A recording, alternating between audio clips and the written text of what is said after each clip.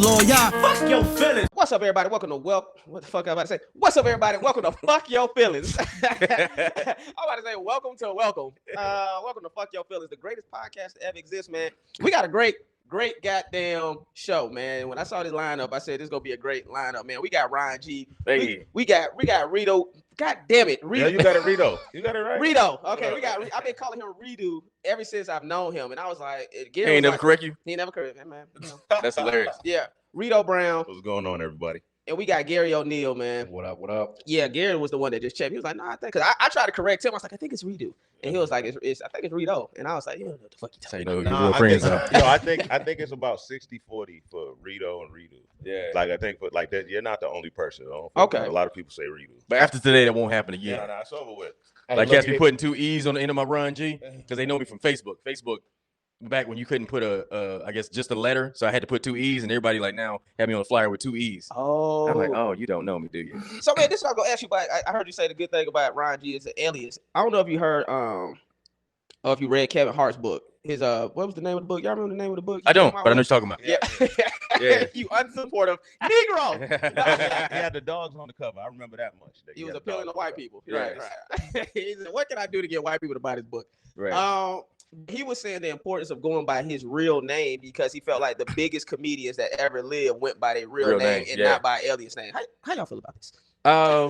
That's what it is, but I feel like we live in a time there's no more rules to anything. There's no more rule. There used to be a rule for everything. There used to be a time where it wasn't cool to be married in Hollywood. You know what I'm saying? Or say that you're married in Hollywood. You get to hide that. You know what I'm saying? So I don't feel like it matters anymore. And for me, I feel like it's just easier than my last name. Like my last name is Gaither, Gaither. So I just feel like on stage trying to explain, okay, when you say gay, is it G-A? You know what I'm saying? I don't want it. Right. It's just easy. So 4 letters. If you mess that up, that's on you. So you got the jokes when you was growing up? Not really. No? Okay. Nah, because most of my homies just call me G anyway. Oh, okay. All right. You know, asking the gay jokes is what I was referencing. I know what you're talking about, but yeah, I never got that because I had the ladies. I had the horses. I feel like with giving out your real name, it allows your audience to become a lot closer to you. You know what I mean? It brings them into your personal life when they feel like they can see you out on the street and call you by your first name. That's the biggest shit I get. People say they felt like they didn't know me because I didn't share like my personal life on social media. And so I'm starting to do that more so now, like showing my daughter and stuff like that. I still don't show my wife because she don't want to be on social media. Yeah. But people always was telling me about that. Like, yeah, Justin, we feel like we don't know you. We don't know you. What changed that though? Like, did something happen? Like, what made you say, you know what, now I'm going to start taking that path and like showing my family a little more, being more personal? It was called not selling tickets at comedy club. Gotcha. Showing up. Oh, that was part of it. I was like, I need to build a genuine fan base. All my fan base was like MacGyver related. Like if I wasn't posting something about MacGyver, people were not interested. And I was like, I don't have a Justin Hires fan base. And so I was like, let me get on TikTok, let me get on social media and start opening up more. Because it was like, you either promoting or you on set, but it's like, we don't know you. Tony Baker told me that. Yeah. You know, he was one of the people that told me that. So I'm like, Tony Baker's winning. When it comes to social media, he's selling out shows. So if this is his, we be courtside of his life. You see what I'm saying? So he handled it extremely well. Everything that's happened to him, right? You know, so I mean, so I was like, if this is someone that's giving me that piece of information, then I need to take heed to it. Yeah, it's almost like trying to find your sound, like as a producer or something like that. Because comedy too. If niggas don't work on themselves, it's hard to find out who you are as a comic. Some cats be stuck on, these are funny jokes. It's like when you see an old dude with a Jericho, you're like, why does nigga got a Jericho? That was his peak. That was the best look, most compliments he ever got. So he pull up the emergency brake and stayed there for the rest of his life. So as a comic, that's a fact. I feel like you got to find who you are. And as you do that, I feel like the hardest part of this game is finding your voice. And you got to evolve and figure that thing out. Like I got a chance to watch your voice become a thing. You know what I'm saying? I still feel like you're finding it, but it's still dope to watch somebody like, oh, that's their lane. You know what I'm saying? I struggle between when it comes to my voice versus catering to niggas' egos. Because I feel like sometimes if I'm talking about certain material, comedians or certain people will feel some type of way. Well, he talking about being on set. You talk about where you work at, nigga. I'm talking about where I'm working at. You know what I'm saying? Like I'm working at CBS. Sorry. But now I got to cater to your fucking ego. And now I feel like I can't really talk about the shit I want to talk about because you and your feelings about fuck your feelings. You and your feelings about what the fuck my You do a great job of that though, because even when you intro your set, you talk about how I'm famous, but like most people don't know who I am. Yeah. So I feel like that is the offset from bragging about being on set and having your name on your parking space. You know what I'm saying? Well, not only that, it's true. You know what I mean? It's not like you making up some shit. You talking about what really goes on in your rappers do it. Right. Yeah. Hey, Reedo, did your account get hacked? What happened? Man, that shit always get hacked, man. People just report the shit I post, bro. I don't honestly. I just think it's people that just like they don't have shit else to do. That's all it is. I mean, like my thing is, I'm glad it happened about almost a year ago. I'm glad it happened then instead of now, because the energy of the world and the way people move right now, it'll probably fuck with me more. You know what I mean? Like I feel like being on social media as much, the shit I watch, the shit I like see going on, I kind of seen like the energy change with like people being, how can you say it? Like everybody got an opinion now. You know what I mean? Everybody got something to say. I'm watching the comments and I'm just seeing it get there where it's like, oh shit, everybody's replying. Everybody got a problem with shit. Everybody, let me take a break, nigga. My page got deleted. Cool. That's probably God telling me to chill the fuck out for a little bit. You know what I mean? So I haven't fought really to get my page back. Nigga, I posted anything. If it made me laugh, bro, I'm posting it. Right. That's just how I am. I don't like I was in a space of like really having no manager, not giving a fuck. So it's like, oh, I know I'm gonna get there. Let me make my audience this way. You know what I mean? And it started working and people fuck with everything I'm saying. But I just feel like it got to the point where the world got so sensitive. And I'm like, all right, let me be the one that stays away. Because if I go off, they're gonna be like, yeah, get rid of this nigga. Gotcha. You know what I mean? You gifted at the social media thing though. Everybody can't do it the way you did. It's fun, bro. Everybody can't do it the way you did. And the thing is, I tell people all the time, I'm like, all right, people look at social media the wrong way. Like, I feel like everybody looks at it the wrong way. The fact that you're downloading these apps and you're like, man, I'm trying to get people to follow me. I'm like, nigga, that's crazy. You're supposed to download it and follow as many people as you can so you can see shit first. I was following 7,000 regular people. Mm-hmm. I would see a video that I'm like, oh, this is gonna go viral in 2 days.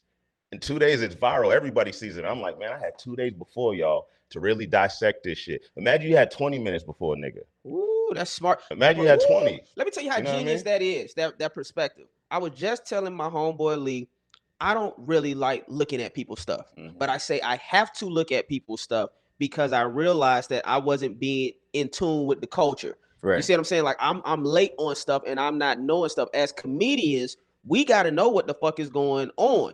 Definitely as black comedians, we got to know what's going on because you got to be part of the culture. And so that makes me like, all right, let me make sure I'm looking at, let me go to the shade room. Let me see what the fuck is kind of happening out there. So that idea that you got, like that perspective, that's a genius. You have to be a student, man. That's the only way you get better, man. Gotta be. Like, especially social media is so big, bro. You can really do anything on it. Everybody's like, do y'all watch battle rap? Yeah. Yo, bro, you know how big battle rap is because of caffeine right now? Yeah. Like these niggas is millionaires, bro. Yeah. They're millionaires because of social media. Yeah. They hit their algorithm. Now they're going crazy.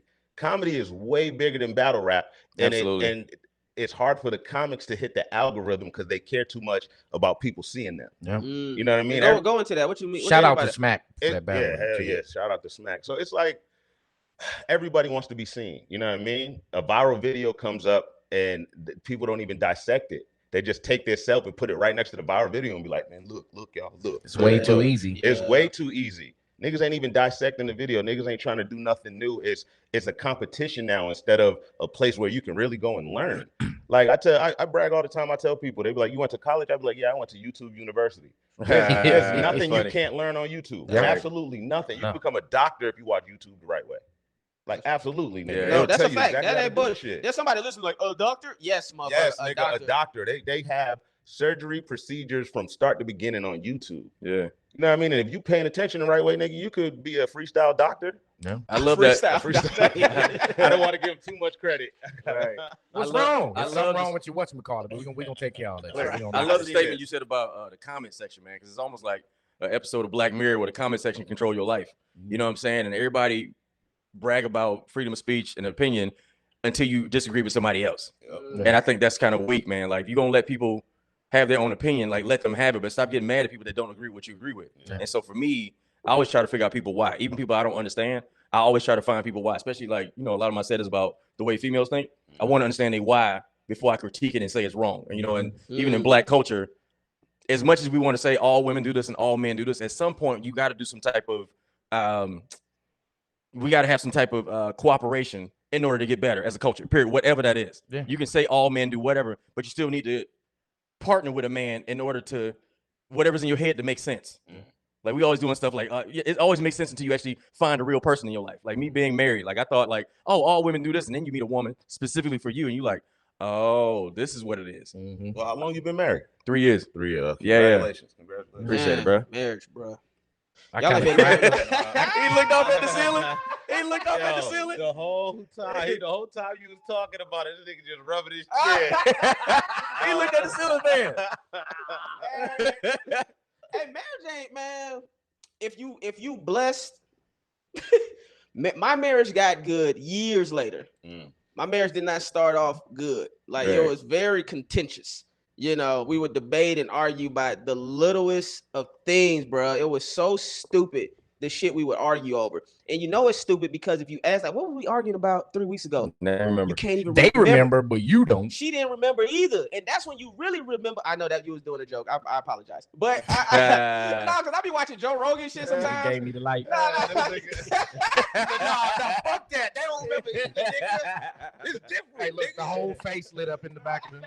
No, I want to acknowledge you was doing a joke. No, I get it. Because I be watching Joe Rogan sometimes, and the comedians will tell a joke, and that shit just go over this nigga head. It's like nigga acknowledge they were trying to tell a joke. It's just like, so anyways, like I was saying about mountains and goats. So like, all right, motherfucker. So anyways, I forgot my fucking point. Marriage, fucking tough, man. It took years before we started getting to a place, and it took both of us working on ourselves. I think a lot of times it's so quick to just point out what they're doing wrong, which is true. Usually these women fucking up. But they ain't never wrong though. They ain't never wrong. Never. But it really takes, what I realized for me was how am I handling and reacting to what's being given towards me? Because the rebuttal is the argument. Once you start rebuttaling back and forth, that's the argument. The argument starts when you bring your ego to it. That's true. When you bring like, you know who I am, or you ain't gonna talk to me, like that's when the argument starts. But if you don't bring your ego, you can manage it. You said you know who I am before in an argument. You said to yourself. But listen, like, nigga, if you on TV, yo, that's you know who I funny. am. The whole time she talking, you just thinking, yo, you know who I am, Bro, With his face, though. but you don't really talk to yourself until you're in a relationship. Yo, you become your old best friend in a relationship. You gonna let her talk to you like that? You gonna let her talk to you like that? Fuck, she know. But that's about when your you. ego comes into place, man. Your lady be talking to you about taking the trash out. You like, you know who I am? Like, I'm on TV shows. Like, you know who I am to the, you know what I'm saying? That's when you start talking to yourself. Oh my God. If you refer to yourself in third person to yourself. But you ain't gonna talk to Run like that. That's what you're not gonna do. Write that down. Fucking with the T, baby. You need to write that down. What's funny is I was just telling my homeboy, I was saying how he just told me Michael B. Jordan and Lori Harvey just broke up. Yeah. I said, well, of course. You know, who thought legitimately that was gonna last? You got to understand both of these motherfuckers are beautiful. Okay. No, hear what I'm saying. Both of them are thinking I can fuck whoever I want to fuck. It ain't just her thinking that. He's like, I'm Michael B. Jordan. She's thinking I'm Lori Harvey. Like I could go, I don't need this shit because I could go get whoever I want to get. So the egos. Right. That nigga told you know who I am? I'm Killmonger. Do you think you gonna break up with Killmonger? Right.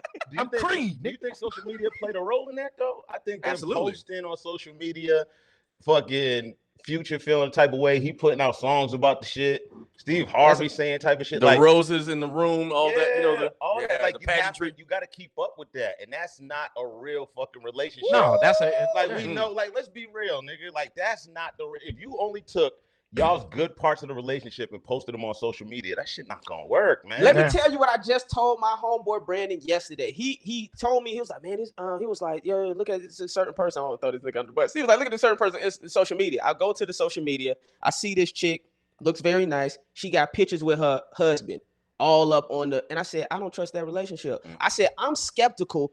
Anybody that's super lovey-dovey all on their social media, they painting a picture. They painting a picture. I'm like, y'all ain't really that happy. You can't be until you like in your 50s or some shit like that. If you in your 20s and 30s, you're not even mature enough to be that happy with your spouse. It's like a nigga in the 80s just walking around with a pocket full of pictures and shit.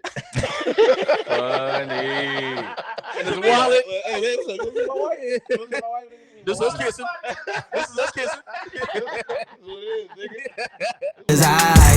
Want me down, I get it. Hate that I keep winning. Stab my back is tempting.